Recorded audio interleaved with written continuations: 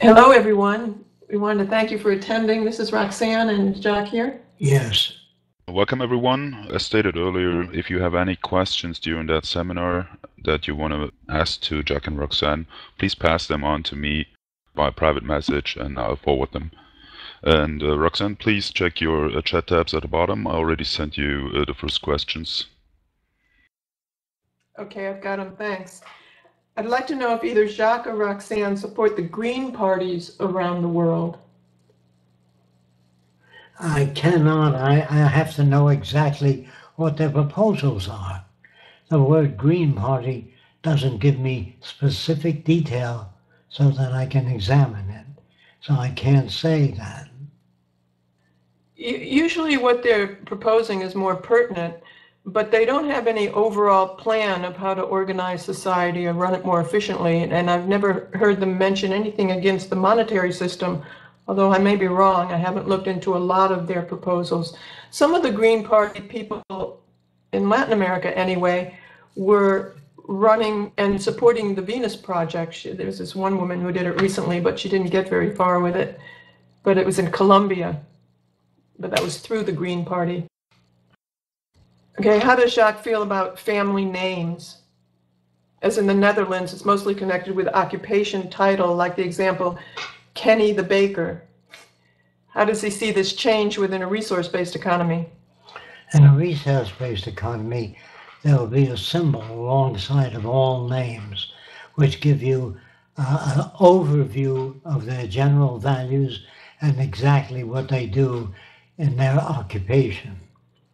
So when you meet a person in the future, the code name will tell you what their area of interest is, what their training is, what their competency is, so you'll know exactly what they're like in terms of their function.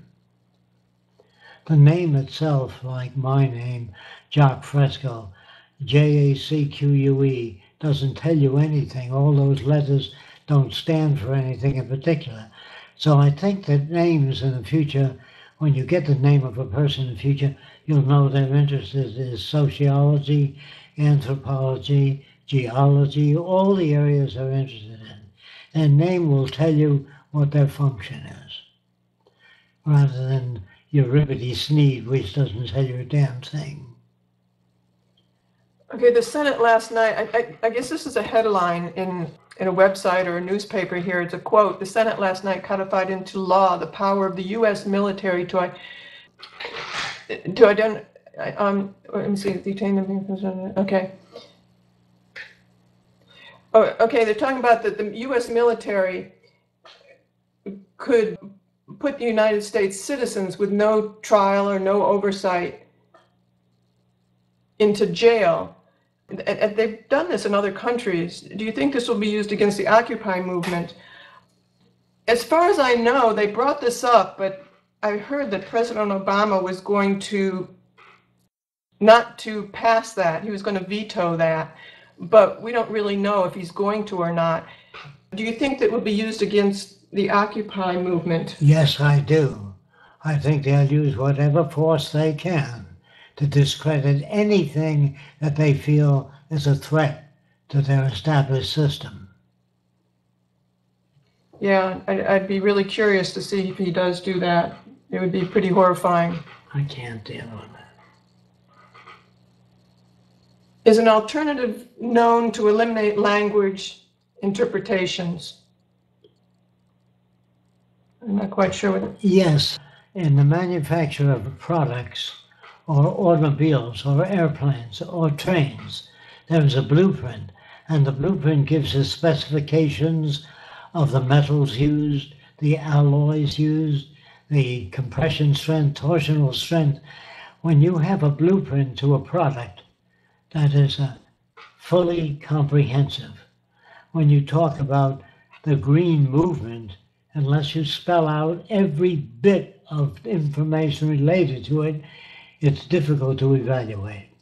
When you call something by a name, a sane society, well, what is that comprised of? What do you mean by sane? How are decisions arrived at? Who makes the decisions? What if two people have a great idea? How do you select one from the other? In other words, it has to be a very specific question in order to get a specific answer, not a general answer, like what do you think of this or that. Without specific details, I really can't answer that. Somebody's asking, who are we considering for a scriptwriter for the motion picture? We are working with many different people. Yeah, we have met with many different people. The first requirement is they come out here, attend one of the tours, so they have a foundation of this direction, then they meet with us on Sundays if they're interested, and then write something, and we see if it's compatible at all. We've done this with many, many people. We're in the midst of doing it with 3 people now. So far, we have not found anybody who we feel can handle it, but this is the most important thing right now, is to get the scriptwriter, and we are working on it. We're writing to different agents with scriptwriters who we think might be interested. Even when we know they ask for millions of dollars, we're just trying to get it in front of them to see if they're even interested. And they might even take it on for a lot less, certain scriptwriters who we thought might be viable. We talked to one who did The Matrix the other day, but this person is working on a Matrix 4, but it wasn't a good match. She was very metaphysical, but we're working with perhaps an associate of hers. So we're really trying. We're working on this very diligently. It's very important to us. But so far we haven't found anybody, but we will.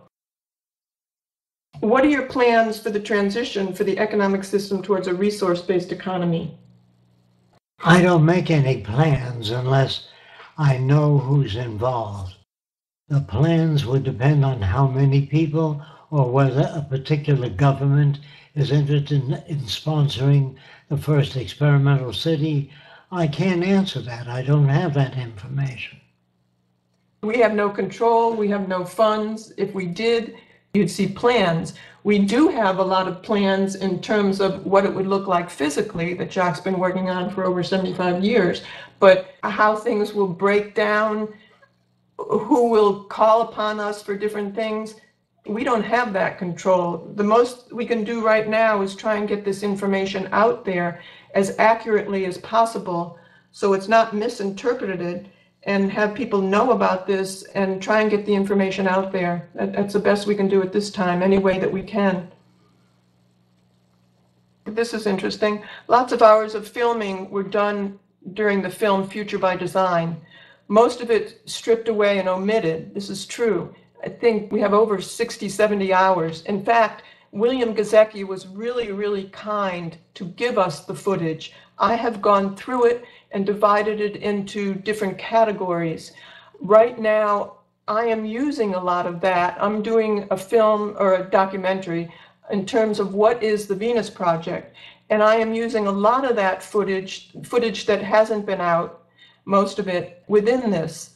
I hope to have it finished enough within about a month to be able to get it to somebody who wants to put music on it. I'm going to be looking for that. And we'll be giving it away for free so the activists can give it away. So I was thinking also to do another DVD or another section of more of that footage that I don't use, the other footage that I don't use in this from the Jacque film as well. I don't see any other questions in here right now, so if we could On the way. Okay, thanks, Ben. Is there anyone who would like to ask something, or if there's something that wasn't answered thoroughly enough, if you want to come back and do a follow-up question? Well, no one's complaining about your answers yet. Okay, great, thanks. Anybody have and here's another one. With the world already having passed peak oil, how will that affect the construction of the Venus Project without use of oil? We don't depend on oil. We depend on electrical generators. We depend on geothermal, wave power. I think I've mentioned this before. We depend on existing alternatives such as natural heat of the earth, heat concentrators, tidal motion, underwater rivers and streams, to harness the Gulf Stream, the Japanese current, the Icelandic current, and all the other flows in the ocean which we can harness. I cannot tell you specifically until I know what a country has put up. If a country says, we'll put up the funding to harness the power of the Gulf Stream, then I can tell you. Until that information is forthcoming, I cannot tell you. There's a question in addition to that question, because that individual thinks it's not properly answered. How do we make things if we don't depend on oil, since most things are made from oil, like plastics and chemicals?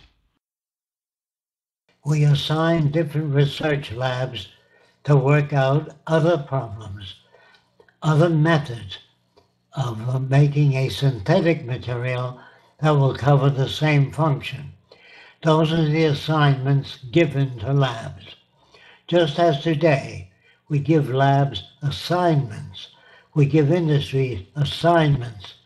We tell them we want an airplane that can travel 2,000 miles an hour to be able to turn within 500 feet. In other words, all those assignments or specifications are given to the research lab, and then they go to work on it. But it's not one lab, it's many labs that work on different problems. The minute they come up with a solution, we then give them the next assignment. The assignments deal with the controls that are not easily duplicated. We assign them material needs, we assign them information if they need it. There are many different types of materials being developed. We also make that information available to the labs that are working on the problem. Where was it during the war we blocked what country? That's a good example. We prevented Germany from getting synthetic rubber from Sumatra, rather from getting rubber from Sumatra. But the Germans, having many staffs of technicians, developed a synthetic rubber. So they went right ahead making tires for their airplanes and jeeps because they had enough technology to be able to innovate, make materials that compensate for those materials not available. It was World War II, was that correct? Yes. Yeah. World War II. If you have a competent staff, I see no doubt, no problems in developing alternative materials for those we don't have an abundance of. This person is asking for more details about the film. Is it just 100% focus on how life will be in the future? No, and they're asking if there's a background telling Jacque's story. Some of that will be intertwined, not as Jacque as the character, but so the information is within there. It'll take place in many different periods of time in history, and it'll have flashbacks. We will try to give people an account of the factors that shape the value systems that I use.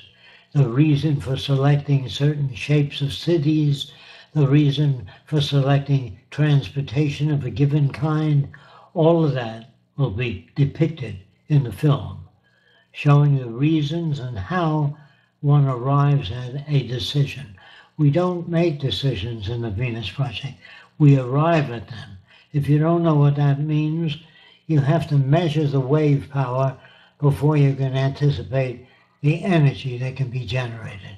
You have to identify all fumaroles under the ocean so that the cities at sea can tap those fumaroles and tap that energy for operating the cities in the sea. But we can't do that until we do an overall survey. I hope that clarifies it. If not, you'll have to ask more details on the questions. Okay, next question. Should we just call companies, broadcast companies, industries, school boards, etc., and talk about the Venus Project? Or should we wait for particular materials from the media contact team and prepare presentations for formal events that are planned ahead of time? The former seems doable by anyone, the latter not. I would say yes, reach out to as many companies, broadcast companies, everything that you can. I would coordinate it perhaps, maybe just send a list to the media team, so we know who's been contacted and how, and what materials you might have shown or what letters you might have written, so we can see what works. We can keep a record of what works and what doesn't work for certain organizations. This should all be kept in one place with the media contacts. So work with them as much as possible. We also have brochures, we have press kits on our website that we put up for this reason. So you'll have some information that you can send out to people and see if that works. If not, we'll work up something else. So do it in conjunction with the media the media team, and keep them aware of what you're doing, so we know, as I said, what works and what doesn't, and then we can alter it from there. May I just add to this? There's also a daily event on our activism site, which is tvpactivism.com. And if you join the media contacts group on that site, if you add the coordinators of that group to your friends list on that site, you will be added to the daily events, and they are sent on a daily basis. And there you ask to contact certain media companies or TV stations, radio stations, to actually give the Venus Project a chance for an interview or a presentation on any of their shows. Thanks, Sven. This is a community in Canada. I don't know how they pronounce this. Tawapaskat. It sounds like an Indian name, where the people are living in very substandard conditions. What do you think about situations such as these, finding a funding source and using the situation to supply housing and a potential for the Venus Project-like economy as an illustration to how things could be? I don't think there's any way of doing that without the planners coming out here, learning in detail what has to be done. It has to be in accordance with the Venus Project proposals. If people go off in their own directions in attempting to find solutions, I think that would be the wrong way or the difficult way. I think this question, though, is stating, why don't we use this poor community as a situation for the Venus Project, find funding for the Venus Project to house these people. That would not solve the problem. You have to work out the energy determinants first, the electrification of a city. The city has to be designed to employ people and use them. You just don't build cities and fill it up with people. You have to work out all those details, and I can't deal with a feeding and clothing people without the overview included. The overview means how you deliver food, what the schools are like, how you propose social change, how you enact social change. All those details have to be answered in full. If you don't, you're going to have problems proportionate to that which you don't take into account. Okay, is it possible for today's advances in hydroponics to provide everyone with food? We just don't use hydroponics alone. That's just one aspect of feeding people. But the Japanese developed a system of running cables or strands of material into the ocean and putting crustaceans on those strands. And that way you can get more tissue, more living tissue in less area.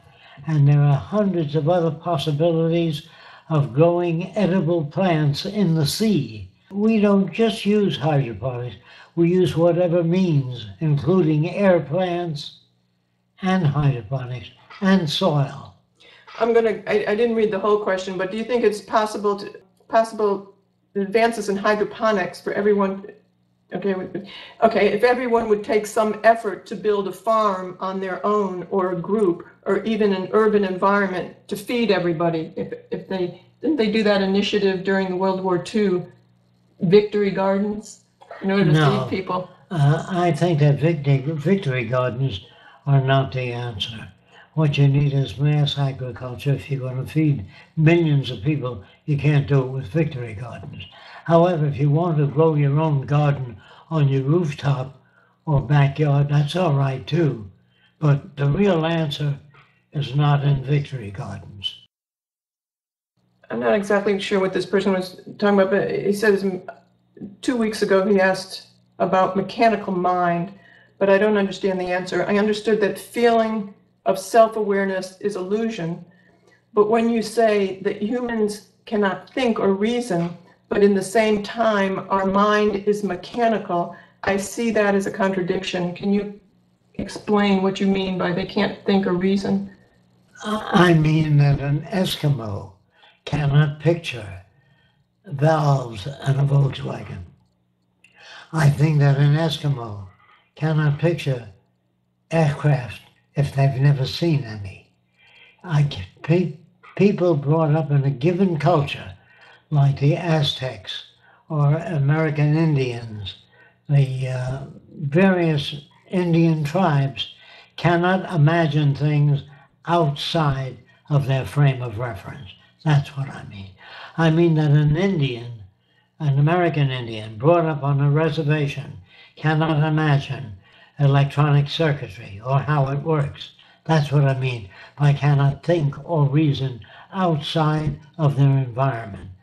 That a primitive airplane designer cannot envision cyclic pitch control on a helicopter. They have no idea of it or how it works. That's what I mean by man cannot think outside of the box that they're brought up in. Although some people feel they're doing that, there's no evidence to support that. No British child was ever born speaking English.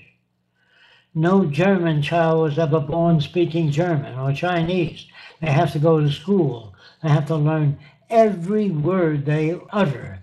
They do not inherit language. No matter how many generations have been speaking Chinese, a Chinese baby is never born speaking Chinese. That's what I mean. You're always within the confines of your environment. If you don't understand that, fish cannot imagine a world free of water. Can you describe what you mean by the mind is mechanical? It's based on association. If you see something that looks like an apple on a tree and you eat it, and it's very bitter and not pleasant at all to taste, you tend to refrain from eating that kind of food. That's what we call experience. You need experience. And that's why I say at many of my sessions, no human being ever makes a mistake. I know that's very hard to imagine. How would you know in the beginning just how large to make airplane wings? You make them too small, it doesn't get off the ground. You make them too large, they tend to flip up, so you have to brace them. In other words, everybody encounters things through experience. It's only experience that gives you the tools to overcome the problems that you have faced. If you still don't understand that, a guy named Steinmetz once determined the distance that wires have to be maintained separate so that their electrical fields do not interfere with one another or that the friction is decreased. You can't do that until you build an experiment and try to determine how far apart the wires should be for minimum interference.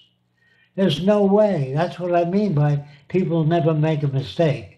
If you make wheels too small on an automobile, they can't climb a hill. In other words, there are many things that people do. Perhaps the first man that fooled with nitric acid and glycerin had the building blown apart, including his own life was destroyed. And it was his brother-in-law that said, never fool with those materials. There's no way to tell. When I say people can't make mistakes, they work within the box that they've been raised in. You don't get your knowledge from any divine intervention or previous lives that you went through. You have to experience and reflect the environment around you. And that's what I mean by man cannot think or reason. meaning outside of the environment they're raised in. They cannot think of things like that. Now, men in the past did think of sailboats. When you stand up in a boat and the wind is blowing, you as an obstacle offer resistance to the wind, and that moves the boat. If you open your coat or your jacket, you harness more of the wind. And eventually men made sails. But the men that made sails never dreamt of a propeller under the sea propelling the boat forward, unless they encounter a leaf falling from a tree spinning, unless they encounter the angular pitch of an oar moving a boat forward, unless they have the associative memory or experience showing other ways of moving a boat forward. They cannot think about it unless they have been exposed to something in nature that symbolizes mechanical movement. For example, a man had a shirt that was damp. He put it in the fireplace to dry it sooner, but the shirt went up the stack of the fireplace, and that's where the hot air balloon came from. It came from an event that occurred that was unusual. A woman boiling water with a cover over the pot. The cover lifted up above the pot with the steam pressure. That's where they got the idea for the piston engine, or expanding gases, moving objects. You have to have an experience in order to go forth. Some people used to beat their kids with a strap to try to get them to obey them. They found out later that it's much easier to work out a linguistic pattern of instruction or symbols, or show them a working model. In turn, gives them the answers to many problems. Beating them with a strap only causes them to behave a certain way when you're around. It does not modify their behavior. They behave as they will when you're not around. So the strap system is an old system that never really worked that well. People have problems thinking what would happen with society in a Venus society with crime or rape or I don't killing know what somebody. your question is, sir. What happens in the Venus Project if there's any rape or somebody hurts somebody or somebody kills somebody? Nobody goes to prison. They're helped out of that. I believe that all human behavior, all aspects of it, are shaped by the culture they live in or genetics. In other words, if there's something wrong with the brain, they should not be killed or put in prison. They should be helped. And if they were conditioned to hate Filipinos or Greeks or Jews or Swedes or blacks, they can be conditioned differently.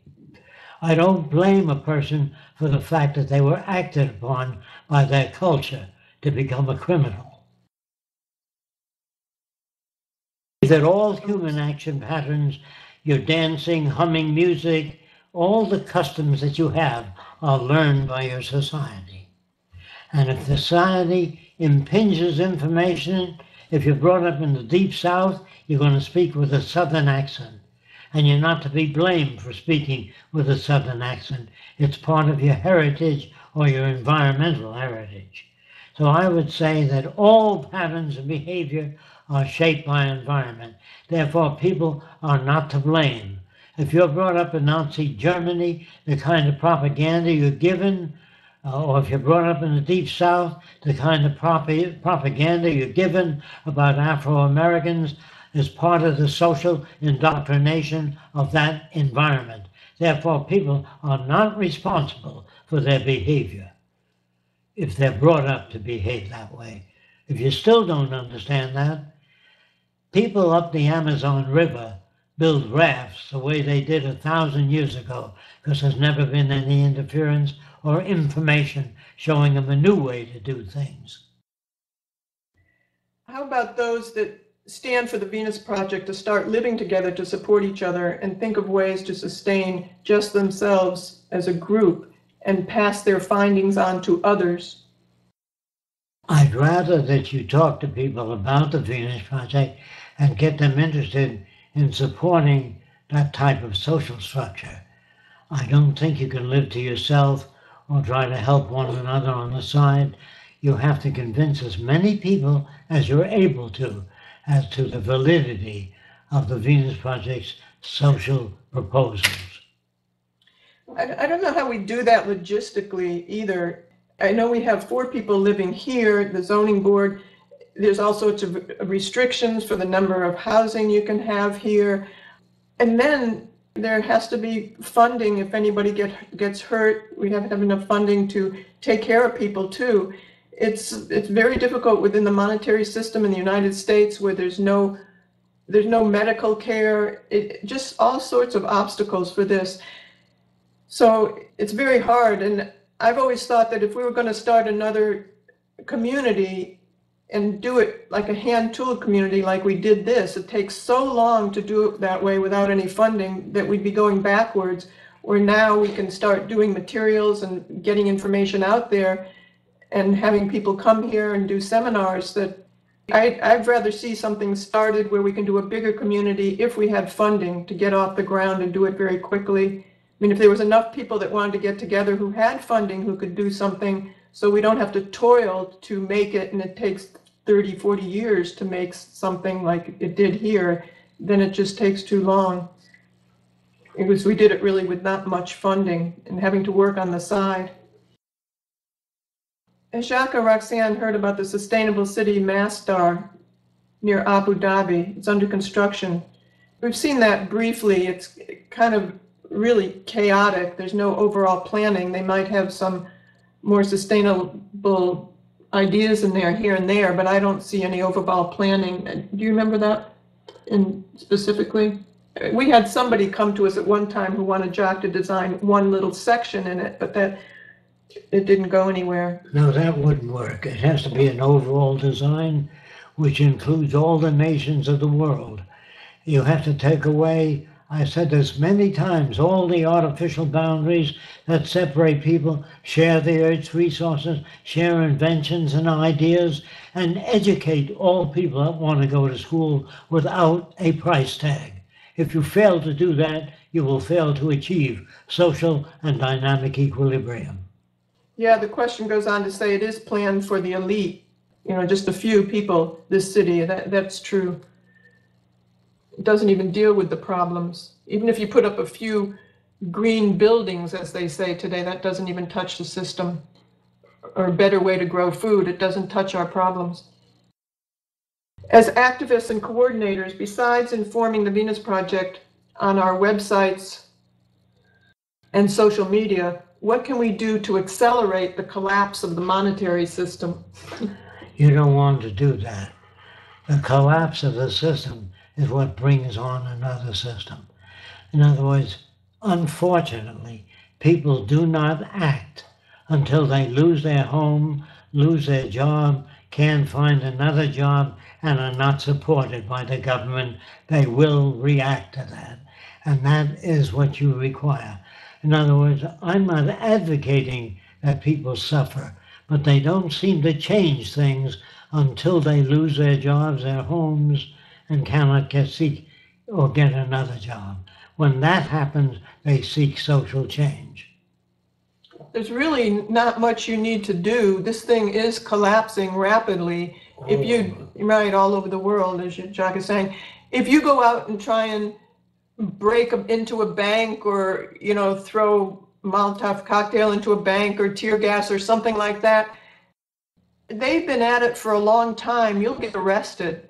And to have knowledgeable activists in jail is not optimal situation. We really need you out there talking to people, learning about this direction, getting as many people interested in this as possible, being able to start a city or help with something significant. What about portable water? How would portable water be available to everyone? I can't answer that. It depends on how much work you do on the outside. If you put it on Jacque and Roxanne, we don't have much power. And so dealing with portable water and not changing the values of people are not going to make any social difference, real difference, unless they are skilled in the art of managing what exists in terms of earth resources. To intelligently manage the resources to go much further and render more service to people. You cannot deal with it just improving the water or just agriculture or housing alone. That is not the problem. The problem is the operation of the whole of society. Is it a possible option when the specialist comes to you and to be able to live and engage in research actively here in Venus? Perhaps we can already collect something like the scientific community. The scientific community has to be made. It doesn't exist yet. The scientific community that is against nuclear weapons, what is their proposal for ending it? If you don't come up with a workable proposal for ending the development of nuclear weapons, you've done nothing. Try to think about what I'm saying. You cannot advocate decency and ethics. You must design the conditions that eliminate the problems. For example, in scarcity, people will tend to steal. If you make things available to people, they tend not to steal. You must understand what I'm saying. If you make a library available, things available like the public library, books, cameras, musical instruments, make all things available to people, they will not break into your house and steal. If you fail to do that, the problems will continue. I don't know why it's so difficult for people to make that connection. If you make things available, people do not steal. This person was asking me if the scientists can come and stay and live here. We don't have facilities to have people come and live here. If we had funding, if people wanted to donate funds for land and building, this is what we'd love to do, a larger research center, and be able to have more people be in close contact and live and work together. We cannot do that if you put it upon Jacque and Roxanne. We don't have the funding to do that. We need your help. If you really believe in cooperation, then you help to bring these things about, not putting it upon us. Say, what if you purify water? We can't purify water. We don't have the equipment to do that. We don't even have the equipment to do research in that area. So if you really believe in something, support the project you believe in. If we keep on living the way we are today, do you think that we'll have a World War III? That I can't answer. It seems that we're moving in the wrong direction, yes. It seems that we're moving toward more wars than ever. And now universities, I said before, are better equipped than ever. But the bombs are getting worse. The airplanes are getting more destructive. The weapons of war are getting more accurate. So I don't see any real growth. Yeah, there's so many wars going on all the time, and they used to bring us out of depressions, and they're not doing that anymore. They're just stripping us of any funding for social programs at all. It's just getting so much worse. And like Jacque said, the weapons we're making and that we're even trying out on Gaza, the atrocities that are going on there are just awful. It's possible to have a World War III. What they say, it's the war to end all wars. I don't know which war that one was. It's a long time ago. There never has been a war to end wars. In other words, they're just words assembled in a certain way that people like to hear. But then none of those words deal with anything. The peace group doesn't know how to attain peace. By painting the lettering peace on the ship doesn't bring about peace. Or protesting a new battleship or aircraft carrier doesn't bring about peace. What you have to do is work out a system that takes care of human needs. If you fail to do that, you will have trouble.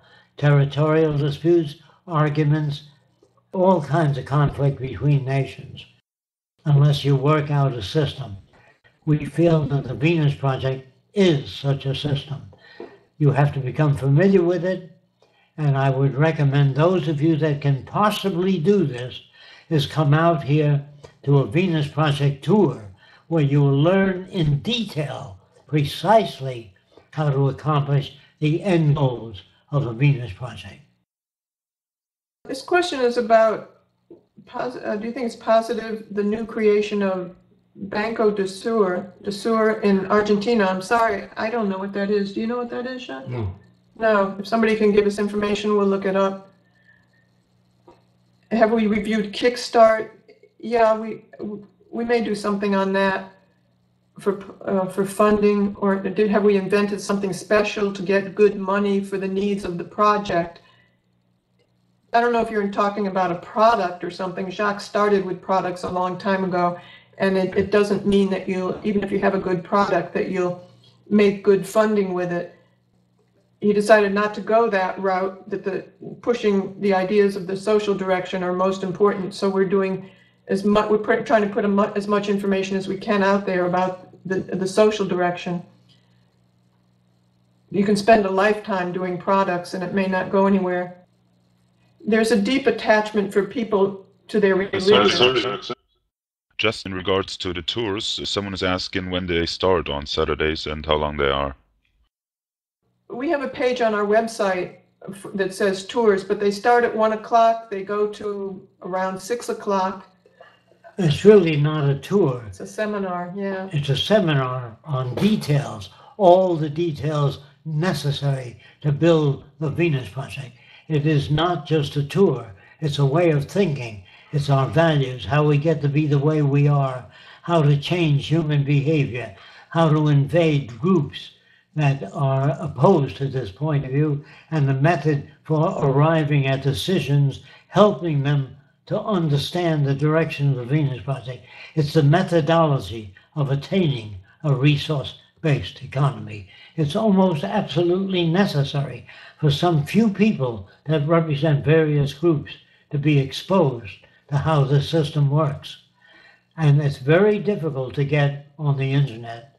It's very difficult to propose on the website. You have to come out here and see the drawings, the proposals, the hydroponic gardens, the design of the farms, so that you know precisely what to do. Just like if you have difficulty with that, imagine becoming a doctor on your own. You have to go to a medical environment or a university that teaches medicine. If you wish to become an aeronautical engineer, you have to go to a university that stresses aeronautical engineering.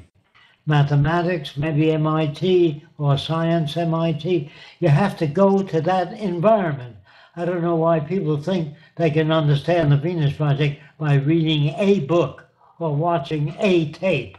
It takes a lot of indoctrination, and that's why I say it's extremely difficult for me to talk on the website and try to get you to understand the Venus Project. I have to disrupt your way of thinking, the way you're brought up, the dominant values that you have. The process with which you think about the future is based upon old social systems. The Venus Project offers a new way of thinking, and that's what the tours are about, a new way of thinking. If you can't make the tours, we also have a lot of information in the audio tapes and the videotapes, the lectures. This is concerning religion. A lot of people are attached to religion. What's the Venus Project's approach? How should we present the Venus Project? You present the Venus Project as a method of operating social systems so that everybody gains. There's no private gain in the operation of the social system. Everybody gains. You go to school free. There's no taxation. There's no burdens put upon people or debt. With that system, you can never overcome the problems. It's really it's really a methodology and showing you how to arrive at the ideals that religion talks about. It's a heaven on earth instead of waiting until you die. I think those of you that are religious, Jesus said, "Thy will be done on earth as it is in heaven." There's no money in heaven, no private property. There's a benefit for everyone. And what the Venus Project advocates is how to use the Earth's resources intelligently. This person is saying that they think that there's some kind of compulsory education in the Venus Project. Does Jacque have a basic idea of what this education will entail? Will sociology, for example, be compulsory? What about history? I understand. What you want to know is what will be taught in the future, how we relate to nature, how we are dependent upon nature. We're not separate from nature. We're part of it. How to relate to other people, how to enter areas of disagreement without getting angry. Those are the subjects taught. How to find meaning in your own life, how to communicate with other people that have a different set than you have. The subjects that will be taught are relevant to the necessities of life at that time. This person is saying that they're active in the community for a better future, but however, many suffer from depression because of limited influence and political repression. Do you have suggestions to how to stay active, engaged, and happy or constructive while opposing the power systems that are in place today? We have posted on the internet how to exceed, how to get out of depression, how to find meaning in your life. All those things are posted. Yeah. On our YouTube channel. On YouTube, yes. How to get rid of depression or lack of incentive, how to increase your incentive. All that is out there posted for your use. A lot of you are not aware of that, so I'm just telling you about it. Do you want to give any brief on that? With Joel. Well, it's just on the YouTube channel. If you have any specific questions, please write us about the question, about what you feel you're having difficulty handling. Do you want to go over anything briefly on depression or just refer to that? Yeah, there'll be more information It's there. already done. It's out there. There's a question here. Does any volunteer need any credentials to contribute to any project? By credentials, I mean degrees or certifications. No, you need to understand the Venus Project. If you read the book, The Best That Money Can't Buy, if you read that book, you'll be more qualified to talk about the Venus Project. If you read the book twice, you'll be better qualified to talk about the Venus Project. But if you don't read the book, watch our tapes, read our literature, you are not qualified to talk about the Venus Project. Okay, how does the Venus Project feel about articles portraying you and Peter Joseph as conspiracy dictator type mind washers behind global domination agenda? Okay, mastermind. The difference between a dictatorship and the Venus Project is what you really want to know. Every scientific discipline is a dictatorship. In other words, they dictate the policy. You have to learn mathematics in order to design airplanes to carry a given load. If you carry 1,000 passengers airliner on an ocean liner, you have to know how much water 1,000 passengers use, how much food is necessary to make the voyage. So that's not really a dictatorship. It's based upon physical evidence. If you want to know if the Earth can support 7 billion people, you have to have enough arable land area to grow enough food to support 7 billion people. In other words, this is not a dictatorship. This is based upon scientific evidence to support a given project. If you want to put up a building, say a half a mile high, the material has to be available. Is that a dictatorship? If you want to call it that. But when you build a city for 1 million people and you don't take into account how much land you need to grow food or how much concrete you need to put up the necessary housing, you can't do the project. So every scientific endeavor is based upon the dictates of knowledge. In other words, you have to have sources of information to tell you what the range of behavior is. You cannot design a city for 7 million people if you don't have the water to supply that city. So if the dictates are based upon nature, I would not call it a dictatorship. The U.S. during World War II had 600 first-class fighting aircraft. The Germans were turning out 3,000 planes a month. We could not engage with them until we built up our aircraft production. Now that's what I mean by using statistics. Using statistics is not a dictatorship. It's a method of getting the most from existing resources. And also, I think that it's a negative connotation, the way they're using dictatorship in terms of just to benefit a few at the loss of everybody else's well-being. And it's just the opposite. The Venus Project is for the well-being of everyone and the protection of the environment, bringing people to their highest potential with education, an education that is not abusive to one another, but everybody is working on things that'll be helpful to one another. When you take money out of the scenario too, you get rid of all the abusive, violent behaviors that people would have towards one another too, primarily, and a good education would help that.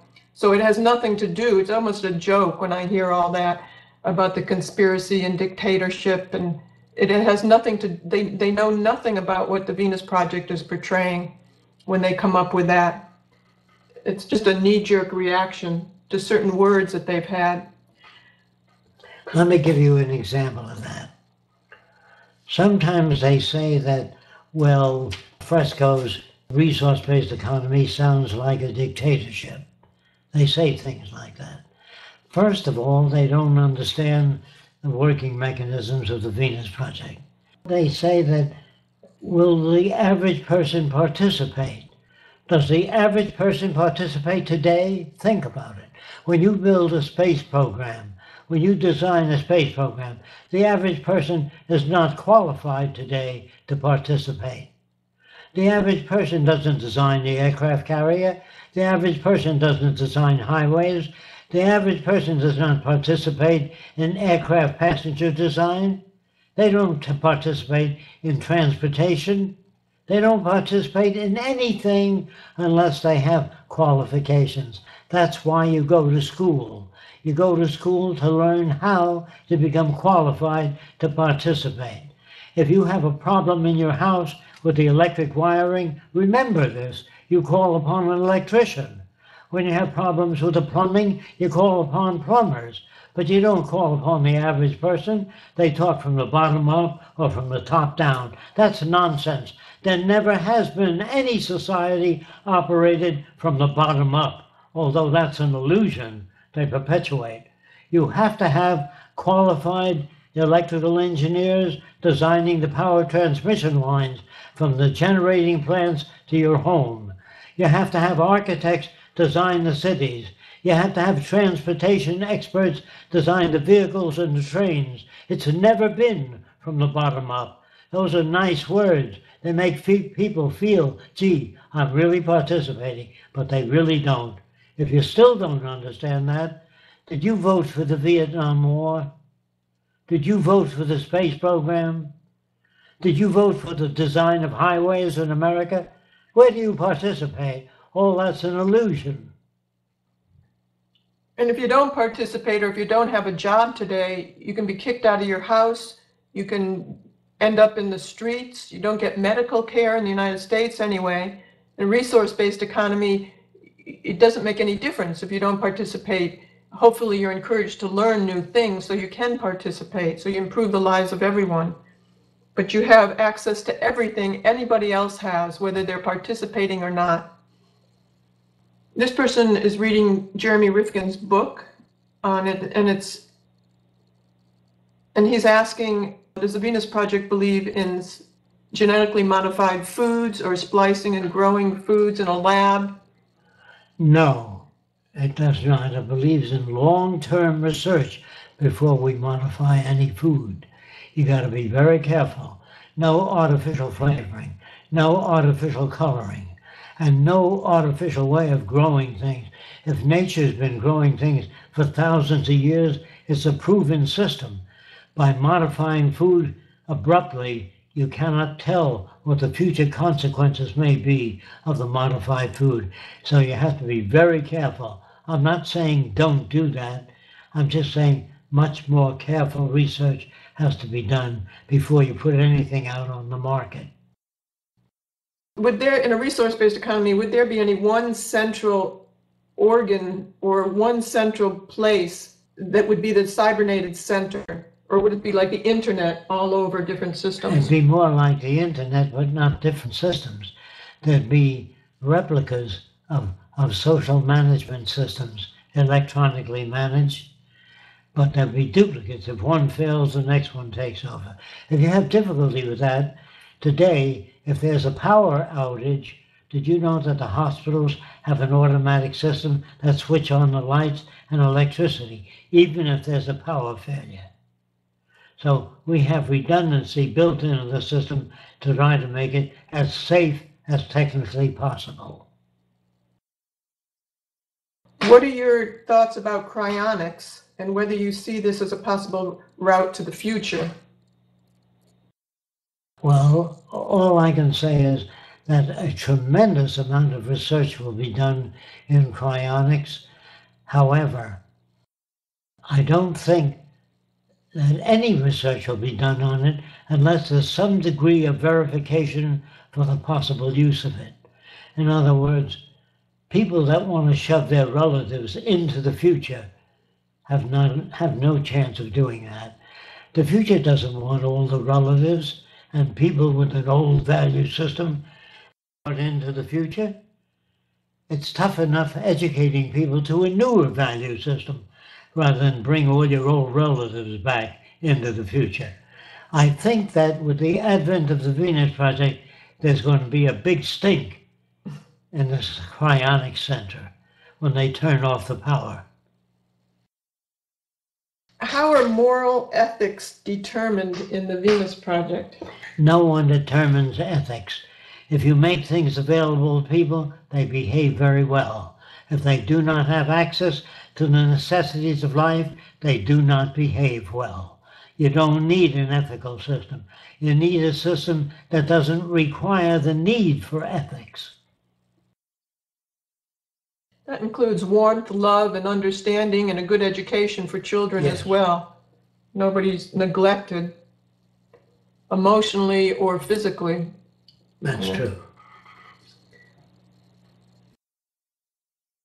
Of course, you're brought up to believe that people have free will and they make their own choices. The choices are always made within the culture that you live in. If you lived in the South and they said, are you a member of the Klan? And you say, no, we're not buying anything from your stores. So what they do is they use social pressures to squeeze people into accepting certain patterns of behavior. That's the use of force. We do not use that kind of force. We educate people so they understand if you dump toxic materials into the ocean, you reduce the chances of your own survival by killing fish and marine life. You don't need to make laws. What you do is you learn how to take care of nature. You don't abuse nature. You don't cut down the forest. You don't pour toxins into the rivers and lakes because you've learned how we survive. And you learn how to maintain human survival. And you cannot do it by war, by nuclear weapons. You cannot solve problems by force. The nations of the future, if they survive, will not have armies, navies, marines, National Guard, police, or prisons. We'll do away with the need for those conditions. This is what the Venus Project is about. Doing away with the needs for aberration, the things that produce aberrant behavior in human beings. We now know enough about human behavior to know how to eliminate certain patterns of behavior. Therefore, those of you that are not familiar with it, get the Venus Project books and tapes, which will give you the information you need. I think the last question we've already answered in terms of how to accelerate the collapse of the monetary system. So I guess that's it for today. There are still a couple more, but I don't know how confident you are about your time. Do you want to take some more, or shall we actually delay them, postpone them till next week? No, I want to take them on now. How can we raise awareness about the Venus Project in a country where there's relatively little inequities like Norway? I don't agree with that. I think there are many people that suffer excuse me, depression, emotional disturbances. Inequalities, I'm sorry, I said inequities, but inequalities. Go ahead. You don't solve the problem. You install a branch of the Venus Project. In other words, the Venus Project invites all nations to join, to participate in the reclamation of the environment and raising the standard of living for people all over the world. How does the Venus Project deal with the nature of mass movements? I don't know what that means. I don't know what you mean, sir. Would you reframe your question?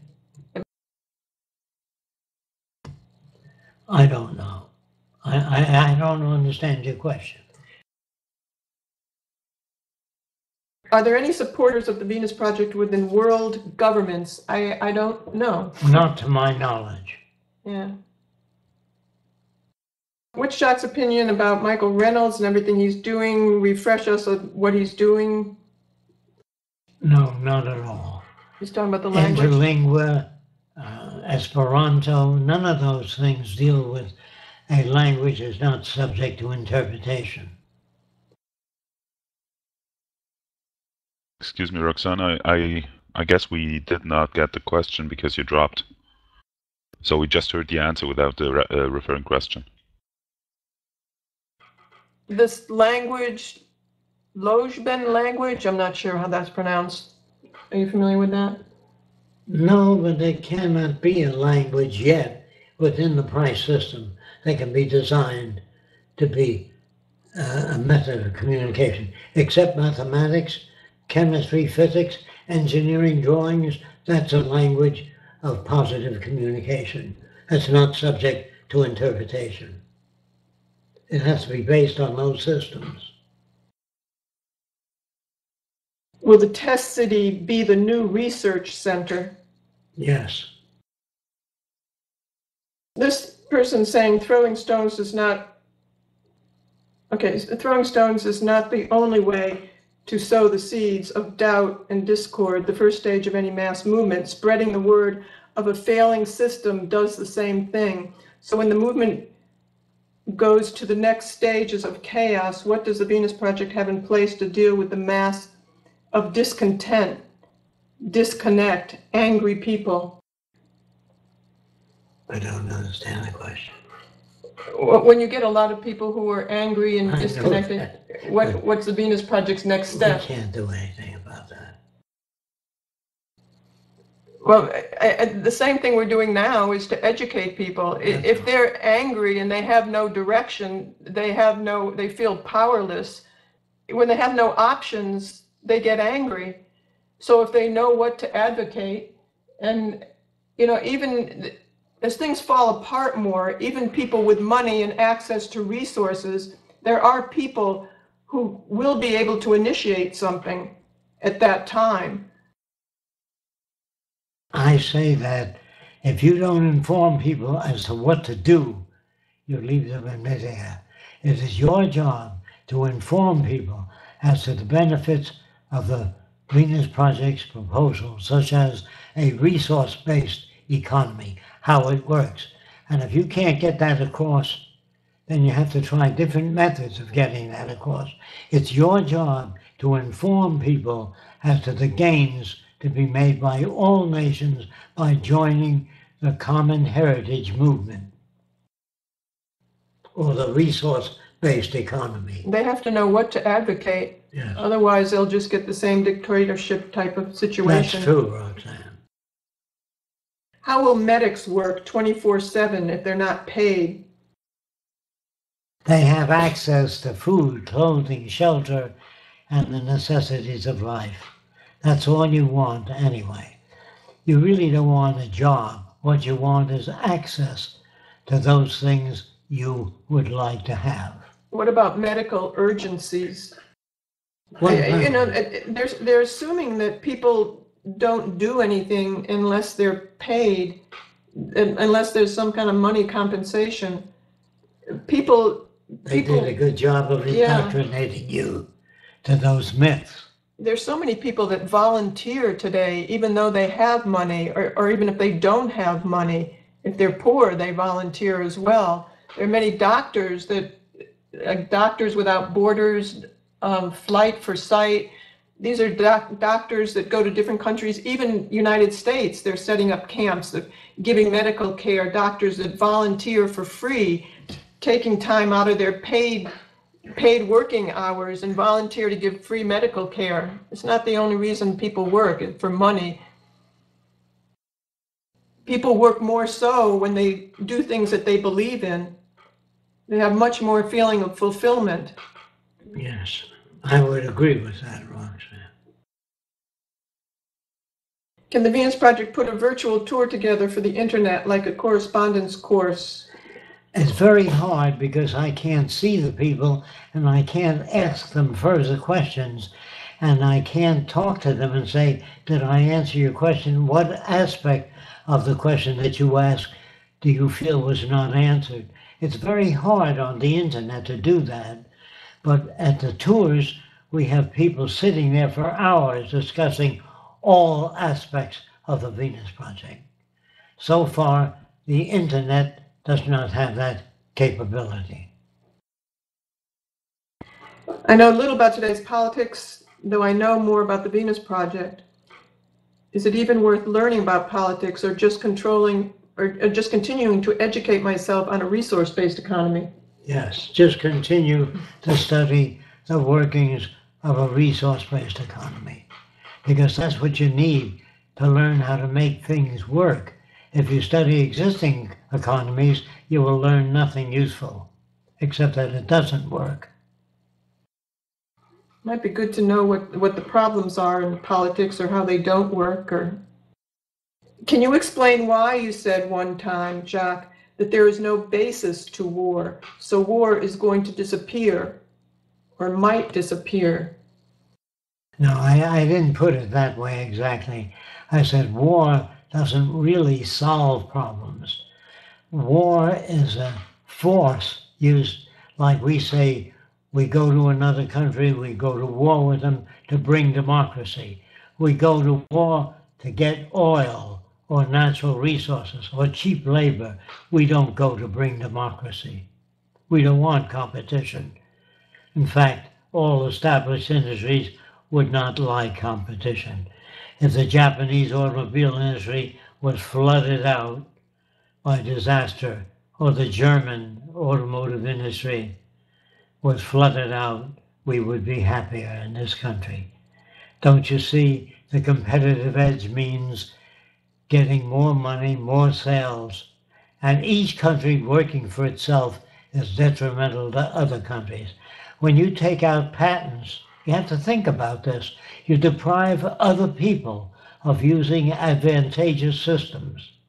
So in the future, all ideas will belong to the world in general, but all inventors and all people will be given medical care and everything else. You have to take care of everybody, or the system doesn't work.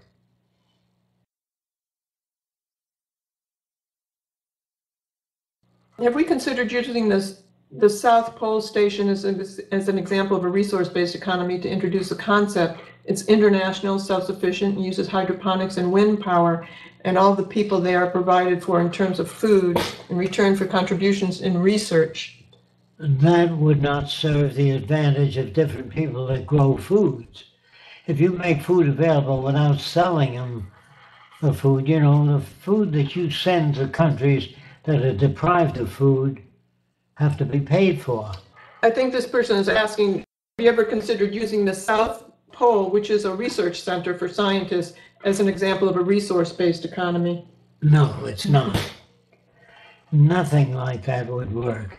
In other words, if you sell building materials to a country that's been devastated by an earthquake, that's good. But if you give them a material free of charge, that's not good for private enterprise. You see, private enterprise interferes with the well-being of all people due to the price tag. If you make things available to people without a price, you hurt the monetary system. That's why you can't have a decent and ethical social system, because there's a price tag on everything. Ambulances, hospital equipment, MRIs, X-ray machines. If all those things are made available without a price tag, then you have the system we're talking about. I guess that's it for today. Again, we appreciate all your time and your questions. Yes, Sven, thank you very much Yeah, thanks, for all Ben. your effort.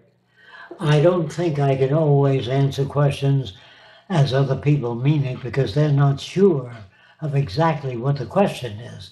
They have difficulty, the average person does have difficulty putting the question or focusing in on the essence of the question. They talk around the subject in most instances. That's why I appear not to answer certain questions, because they don't seem to be adequate. They don't seem to be pinpoint. An example of good questions is, who makes the decisions and how do they arrive at decision? What if three people come up with three different answers? Who selects what answer and what's the basis of selection? That's how you ask a question. Right, so, and in the future, I would like everyone to go through the material that is available from the Venus Project on our website, or listen to the recordings from previous questions and answers, so you get an idea of what has been asked already. And if you actually educate yourself, you will arrive at certain questions that you cannot answer yourself. And these are relevant questions to bring up during these seminars, because most of the questions, like I feel 90% about, are already covered by the materials we provide for free on our website or on the YouTube channel. That's true to a large extent. Thanks, Ben. Thanks for all your help. You're welcome. It's my pleasure. Yes, Sven. Anytime you've got any real questions, try to get them to pinpoint the question. Right, so thank you everyone for being here today. Thank you, Jacque and Roxanne, for giving us the opportunity to listen to you and all your answers. Okay, and we'll see you next week too. Right. Thanks. Thanks, man.